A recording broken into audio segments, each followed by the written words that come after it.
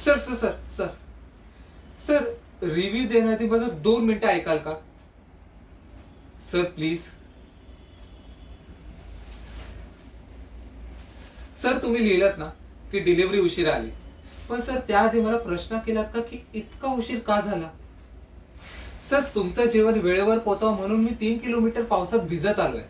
त्यात माझी बाईक बंद पडली. ती मी कशी बशी ढकलत ढकलत गॅरेज पर्यंत घेऊन गेलो, ती पुन्हा सुरू केली आणि तुमचं पार्सल तुमच्या दारापाशी घेऊन आलो.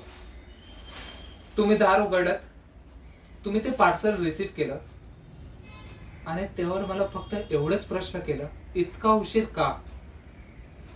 सर त्या एका वाक्याने माझी दिवसभराची अख्खी मेहनत संपली. सर आम्हाला सुद्धा घरी जायचं असतं, आमची पण घरी माणसं वाट बघत असतात, पण त्याआधी तुमचं पार्सल वेळेवर सुखरूप पोचावं हे आमचं काम आहे.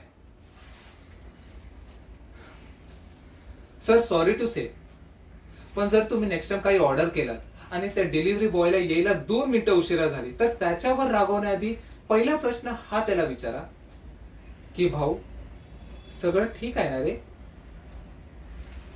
विश्वास ठेवा. सर विश्वास ठेवा, त्या एका प्रश्नाने त्याचा अख्खा दिवस बदलू शकतो. पण तुम्हाला ते नाही कळणार.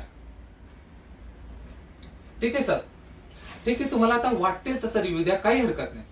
पण मी एक गोष्ट खात्रीने सांगतो की आज जी चूक मी केली आहे ना, ती पुन्हा होणार नाही. येतो साहेब.